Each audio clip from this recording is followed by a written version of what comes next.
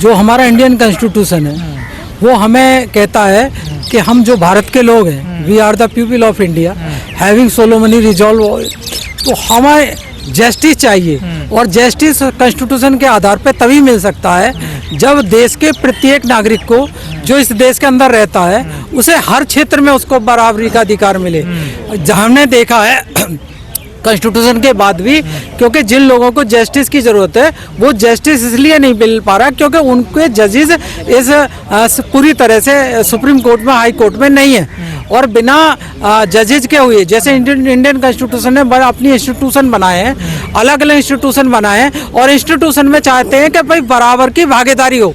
जिस पूरे देश के जितने भी नागरिक हैं, जब जो देश जाति और कम्युनिटी क्षेत्रों के आधार पर बटा हुआ है, तो क्षेत्र के आधार पर, जाति के आधार पर, धर्म के आधार पर सभी का रिप्रेजेंटेशन होना जरूरी है। और इंडियन कॉन्स्टिट्यूशन सभी का रिप्रेजेंटेशन देना चाहता है। और ये, लेकिन इस देश के अंदर जो भी इंस्टीट्यूशन है, उन इंस्टीट्यूशन पे ऐसे लोगों का कब्जा हो गया है जो इस कॉन्स्टिट्यूशन में बिलीव नहीं रखते हैं। और जब बिलीव नहीं रखते हैं तो वो कॉन्स्टिट्यूशन ढांचे को बर्बाद करना चाहते हैं। और all India SC/ST advocate welfare का ऑर्गेनाइजेशन इस कॉन्स्टिट्यूशन का जो ढांचा है उसको मजबूत करने के लिए अपनी जो लड़ाई शुरू की है उसने, क्योंकि लगातार all India SC/ST advocate welfare organisation लगातार मीटिंग कर रहा है और देश के लोगों को और एडवोकेट समाज के लोगों को भी तैयार कर रहे हैं कि ये देश के अंदर जो अन्याय हो रहा है, नीचे से लेके ऊपर तक, गरीब से लेके अमीर तक जो अन्याय हो रहा है, उस अन्याय को समाप्त किया जाए। जुडिशरी से अन्याय कैसा रुकेगा? आपके IPS सुसाइड कर लेते हैं, CGI पे जूता फेंक देते हैं, देखिए राष्ट्रपति आपकी हैं, उनको मंदिर में कितनी बड़ी पद पे चले जाओ, रहते तो आप दलित के दलित हो ना। देयर इज नो डाउट, क्योंकि डिस्क्रिमिनेशन इज देयर, और उस डिस्क्रिमिनेशन को समाप्त करने के लिए ही कॉन्स्टिट्यूशन बना था। कॉन्स्टिट्यूशन का निर्माण इसलिए हुआ कि लोगों, भारत के अंदर जो अन्याय, अत्याचार और जो बेईमानी, चीटिंग, धोखाधड़ी जो हो रही है, उस सारी चीज़ों को रोका जाए। और आज भी वो चीटिंग, धोखाधड़ी, बेईमानी जो इंस्टीट्यूशन बने कॉन्स्टिट्यूशन के, उन लोगों में वो लोग पहुंच गए हैं। और वो जा करके वो हर स्तर पर जहां तक वो चीटिंग कर सकते हैं, बेईमानी कर सकते हैं, लोगों के अधिकारों को छीन सकते हैं, वो अधिकारों को छीन रहे हैं। और जिसके उसमें हमारे बहुत सारे लोगों को लॉस हो रहा है। हम लोग तो पहले से ही लॉस में हैं, लेकिन हम लोगों को लड़ने की जरूरत है। अगर मान लीजिए, अगर हम लोगों ने लड़ाई नहीं की, अगर लड़ाई नहीं लड़े हर पैमाने, हर स्तर पर, एडवोकेट स्तर पर, IAS स्तर पर, PCS स्तर पर और टीचिंग के स्तर पर, तो हम लोगों को कभी न्याय नहीं मिलेगा। इसलिए आज जरूरी है कि आज हम ऑल इंडिया SC/ST एडवोकेट ने पूरे देश के लोगों से आह्वान किया था। काफ़ी लोग, क्योंकि एडवोकेट को बहुत बिजी होते हैं, नहीं आ पाए, लेकिन आने वाले समय में काफ़ी लोग इकट्ठे होंगे। और हमने आज विज्ञापन भेजा दिया है CGI साहब को, ताकि इस मुद्दे पर कि हाँ, इस देश के अंदर जो अनजस्टिस हो रहा है उस लोगों के लिए जस्टिस मिल सके। और उन्हें जो हाई कोर्ट में और सुप्रीम कोर्ट में जो हमारे जज नहीं अपॉइंट हुए हैं, चाहे वो पॉलिटिकल सिस्टम की वजह से नहीं हो पा रहे हैं, चाहे कॉलोजिज्म की वजह से नहीं हो पा रहे हैं, चाहे सामाजिक दबाव की वजह से नहीं आ रहे हैं, उन सारे चीज़ों को समाप्त करके हम एक नए भारत का निर्माण करना चाहते हैं। इंडियन कॉन्स्टिट्यूशन के हिसाब से भारत के हर व्यक्ति को न्याय दिलाने की नियत रखते हैं, इसीलिए हम लोग यहाँ पर इकट्ठा हुए हैं। सर, SIR का आप लोग विरोध करते रहे, लेकिन अब चुनाव आयोग ने कह दिया कि 11 राज्यों में और होगा। देखिए SIR बारे में। हाँ, देखिए, पहली बात तो इसको पॉलिटिकल पार्टियों ने समझानी सही।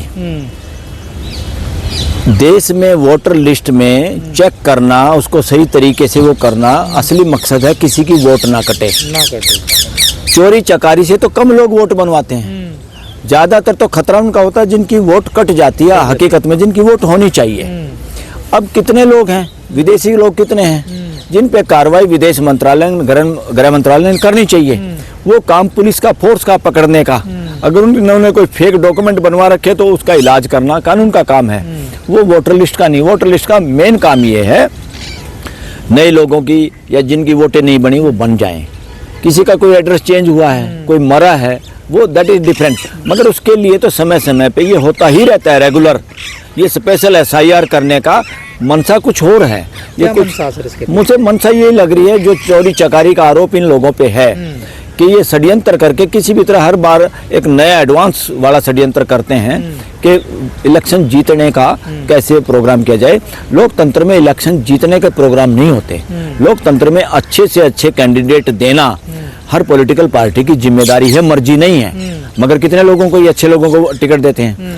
लोकतंत्र में पॉलिटिकल पार्टी का मतलब है कि लोगों को जोड़े, पॉलिसी और लोगों की समस्याओं को उठाए, उनके समाधान पे चर्चा हो और अपने जितने मेंबर बनाए सबको संविधान का ज्ञान दें, कि देश के असली मौलिक कानून का ज्ञान दें।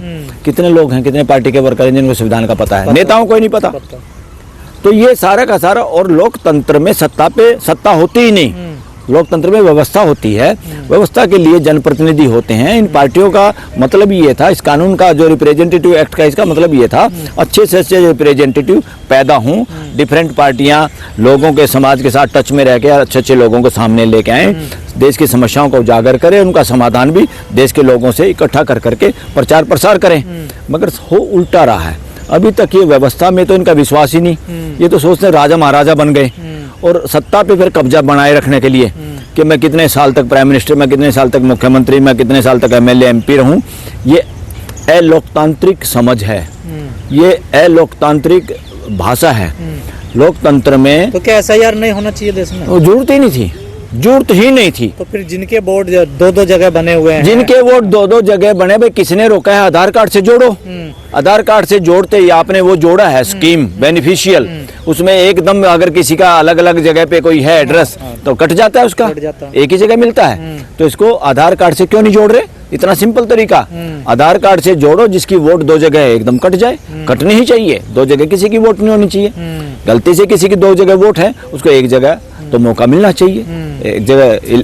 पर पूरा मामला घुसपैठियों पे आके सिमट जाता है ना सर। अरे ये बहाना बना रहे, इनके रास आ रही है, ये देश मूर्ख बन रहा है। इस देश को मूर्ख बनाने में सफल रहे हैं, डरा डरा के। इस देश को डर किसी से है, खतरा किसी से है। लगातार जो कैंसर है, लगातार जो दीमक है, वो वर्णवादी अव्यवस्था है, जिससे मुक्ति पाना जरूरी है। जो कभी हिंदू की कभी सनातन की चादर ओढ़ के देश को मूर्ख बनाने में लगे हुए हैं। इंसान है, बेईमानी छोड़ दें। इंसान वो होता है जो जिसके दिल में बेईमानी ना हो, पाप ना हो, घृणा ना हो, नफरत ना हो, वो इंसान होता है। तो ये कोई इंसानियत थोड़ी है, ये तो तानाशाह है, तानाशाह। और तानाशाही ज़्यादा चलने वाले नहीं। और बिहार में ये तो बहुत अच्छा, सुन लीजिए इलेक्शन कमीशन साहब, अरे सुन लीजिए इलेक्शन कमीशन। इस दफ़ा राहुल गांधी जी ने, तेजस्वी जी ने, अखिलेश जी ने, पूरे इंडिया गठबंधन ने बिहार में एक एक लोगों को जागरूक कर दिया है।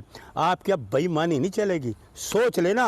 पूरे बिहार, पूरे देश को आगाह कर दिया है कि आप बेईमान हो। आपकी बेईमानी से सत्ता बिहार में जाने वाले मोदी जी नहीं आले। सुन लिया मेरी बात को, गौर करना, बेईमानी मत करना, याद रखना। और आप भी सुन लीजिए, ईडी सीबीआई जी अपना यहीं रहिए, ज़्यादा उछल मत करिए, उछल कूद मत करना, झूठ मूठ के केस मत बनाना। ये हमारी आपको चेतावनी है। पूरा बिहार जाग चुका है, समझ गए। और कांग्रेस का कार्यकर्ता दिल्ली में प्रचार करेगा। जय हिंद।